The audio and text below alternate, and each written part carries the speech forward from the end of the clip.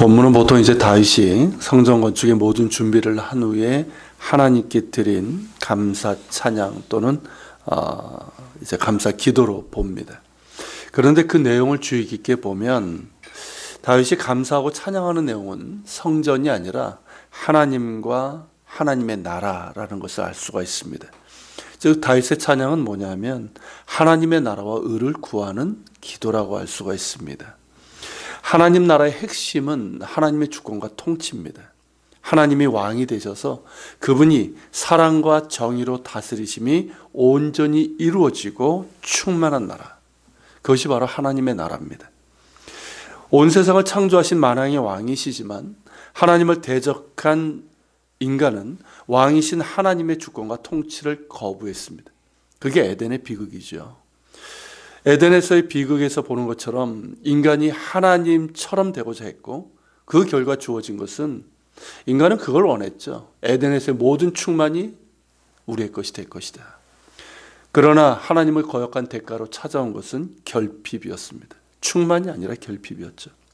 땅이 엉겅퀴를 내는 자연의 결핍이고 사랑과 평등의 인간관계가 지배와 차별이 되는 관계의 결핍이고 또 출산의 고통과 죽어서 흙으로 돌아가는 생명의 결핍, 곧 죽음이죠.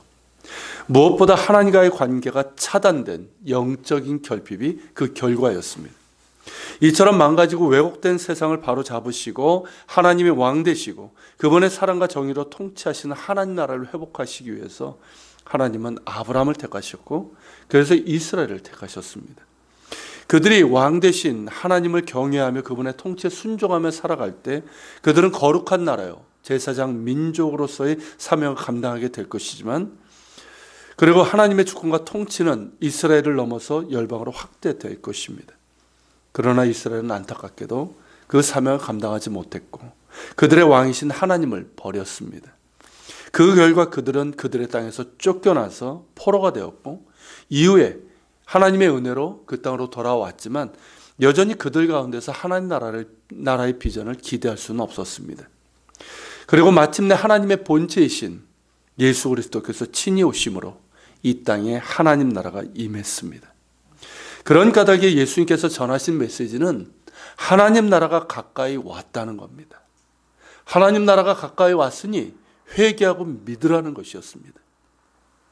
그 회개는 단지 죄에 대한 회개만을 말하는 것이 아닙니다.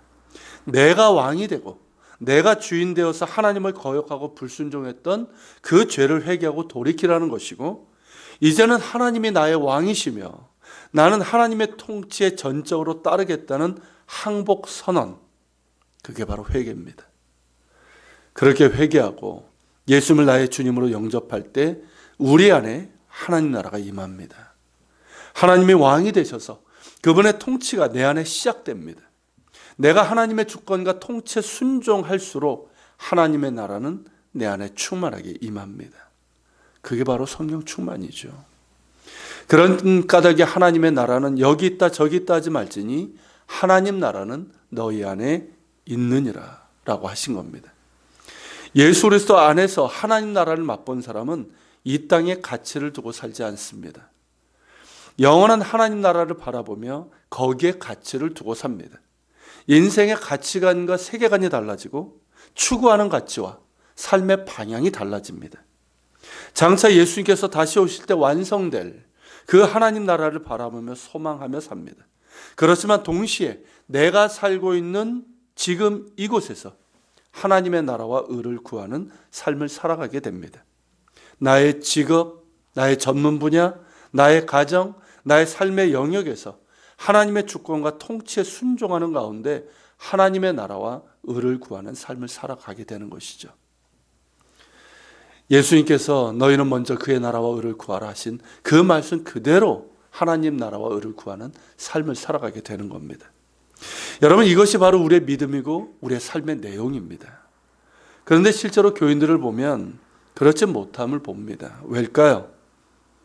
많은 교인들에게 하나님 나라는 그저 천국, 그것도 죽어서 가는 천당과 같은 것으로 인식되어 있습니다. 그런데다가 교인들이 인식하는 천당은 어떻습니까? 우리나라의 저승 개념, 불교의 극락과 별반 다르지가 않습니다. 그저 죽어서 가는 좋은 곳. 거기에서 그렇게 크게 다르지 않은 걸 봅니다. 우리가 죽어서 우리의 영혼이 하나님의 품에 안기는 것은 맞지만 하나님의 나라는 죽어서 가는 천당 그 이상의 것입니다. 앞서 말씀드린 것처럼 하나님이 왕이 되시고 하나님의 주권과 통치가 이루어지는 나라이고 예수님을 통해서 이 땅에 이미 맺고 장차 다시 오실 때 이 땅에 완성될 나라입니다. 우리가 영원히 살아갈 나라입니다. 할렐루야. 요한계시록에서 그리고 있는 새하늘과 새 땅이 바로 이 땅에 완성될 하나님 나라에 대한 비전입니다. 죽어서 가는 저승이 아니라 우리가 사는 이 땅에 완성될 하나님 나라입니다. 잃어버린 에덴의 회복이고 인간의 범죄로 망가진 세상을 바로잡는 새하늘과 새 땅입니다. 이 하나님 나라가 그 안에 있는 사람은 예수님께서 가르쳐 주신 기도처럼 아버지의 이름이 거룩하게 하시며 아버지의 나라가 오게 하시며 아버지의 뜻이 하늘에서와 같이 땅에서도 이루어지게 하소서. 주기도문의 내용이죠. 그렇게 구하게 되고 실제로도 그렇게 살아가게 됩니다. 여러분, 이것이 하나님 나라의 복음입니다. 한국교회가 회복해야 될 복음이죠. 하나님 나라는 예수님께서 전하신 복음의 핵심이고, 아니 전체죠. 그리고 하나님 나라는 신구약 성경 전체의 중심 주제입니다. 여러분, 다윗이 찬양하며 감사드린 기도의 내용이 바로 하나님 나라입니다. 특히 11절은 주기도문을 보는 것과 같습니다. 주기도문의 마지막 구절이 뭐였습니까? 나라와 권능과 영광이 영원히 아버지의 것입니다. 이거죠. 여러분, 그 사용된 단어가 똑같이 나옵니다. 예수님께서 가르치신 주기도문의 핵심 내용이 고스란히 담겨 있습니다. 그리고 우리 성경에는 여호와여 주권도 주께 속하였사오니라고 그렇게 번역되어 있지만 히브리어 원문을 보면 나라가 주님의 것입니다로 되어 있어요. 나라가 주님의 것입니다. 여기서 나라는 뭘까요? 이스라엘 나라만을 얘기하는 것이 아니에요. 하나님의 왕이 되시고 하나님의 주권과 통치가 온전히 이루어지는 나라, 곧 하나님 나라를 말합니다. 다윗은 그렇게 하나님과 하나님의 나라를 바라보며 찬양하고 있는 것이고, 그런 하나님의 나라가 이스라엘 땅 위에 그리고 열방 가운데 이루어지기를 구하고 있는 겁니다. 그러니 어떻습니까, 여러분? 모든 것이 하나님의 것이고 하나님께서 주신 것임을 고백하게 되는 것이죠. 하나님의 주권과 통치를 인정한다는 게 그것 아닙니까? 모든 것이 하나님의 것이고 하나님께서 주신 것임을 고백하게 되는 것이고, 그러니까 어떻습니까? 즐거운 마음으로 하나님께 드릴 수 있는 것이에요. 그 어디에도 내 것이라, 우리 것이라고 주장하지 않고 내 것을 드렸다, 우리의 것을 드렸다고 하지 않습니다. 모든 것이 하나님의 것이고 하나님께서 주신 것이니까 당연히 자원하여 즐거운 마음으로 드릴 수 있는 것이죠. 14절이 바로 그 고백입니다. 나와 내 백성이 무엇이기에 이처럼 즐거운 마음으로 드릴 힘이 있었나이까. 모든 것이 주께로 말미암아 싸우니 우리가 주의 손으로 받은 것으로 주께 드렸을 뿐이니이다. 하나님의 주권과 통치를 온전히 따르는 사람만이 할 수 있는 고백이고 헌신입니다. 그러기에 너무나 아름답고 우리에게 큰 은혜를 주고 우리의 무뎌지고 인색한 마음을 깨우는 찬양입니다. 그러므로 본문을 통해서 우리는 우리 자신에게 물어봐야 됩니다. 하나님은 나에게 어떤 분이신가? 진지하게 한번 물어봐야 돼요. 나는 정말 하나님을 나의 왕으로 모시고 그분의 주권과 통치에 순종하고 있는가 하는 이것을 물어봐야 됩니다. 하나님을 믿는다 하고 입으로는 주여 주여 하는데 정작 여전히 내가 왕이 돼서 나의 욕심과 죄성에 따라 살고 있는 것은 아닌지를 돌아봐야 합니다. 하나님의 주권과 통치에 온전히 순종하지 않고는 하나님 나라를 맛볼 수 없습니다. 예수님께서 거듭나지 않으냐면 하나님 나라에 들어갈 수 없다고 하셨는데, 내가 왕이 되었던 그 자리에서 내려와서 하나님이 왕 되시는 진정한 회개 거듭남 없이는 하나님 나라를 볼 수 없습니다.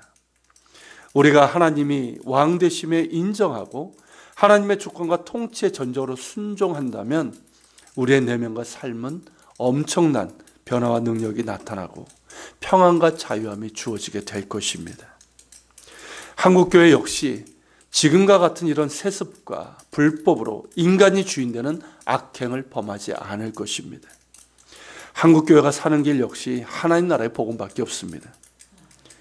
번영신학, 그저 이 세상에서의 안녕과 그런 축복만을 구하는 그런 번영신학들, 인간의 복음과 같은 거짓 복음을 버리고 예수 그리스도의 하나님 나라의 복음으로 돌아가야 합니다.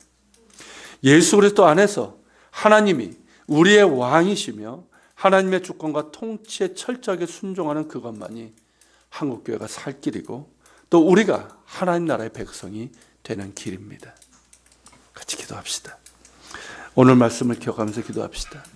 다윗은 성전 건축, 그것 가지고 하나님을 찬양하고 있는 것이 아닙니다. 하나님과 하나님의 주권, 하나님의 통치가 이루어지는 하나님 나라, 그 하나님 나라가 이스라엘 땅 가운데 이루어지길, 온 열방 가운데 이루어지길 구하고 있습니다. 예수님께서도 이것을 우리에게 가르쳐 주셨고 이 하나님 나라와 의를 구하는 것이 너희의 기도의 중심이 되고 너희 삶의 핵심이 되어야 된다고 말씀하신 겁니다. 이 시간 구합시다. 먼저 이것을 기도합시다. 하나님의 나라와 의를 구합시다. 하나님의 나라가 내 안에 이루어지게 하여 주옵소서. 내 안에, 내 삶 가운데 하나님의 왕이 되시고 하나님의 주권과 통치를 전적으로 순종하는 가운데 하나님 나라가 내 삶 가운데 이루어지게 하시고 나의 가정 가운데 이루어지게 하시고 우리가 섬기는 교회 가운데 이루어지게 하시고 그리고 이 땅 가운데 이루어지게 하여 주시옵소서. 한국교회가 하나님 나라의 복음을 회복하게 하여 주옵소서. 우리 기도하며 주님 앞에 나아갑시다.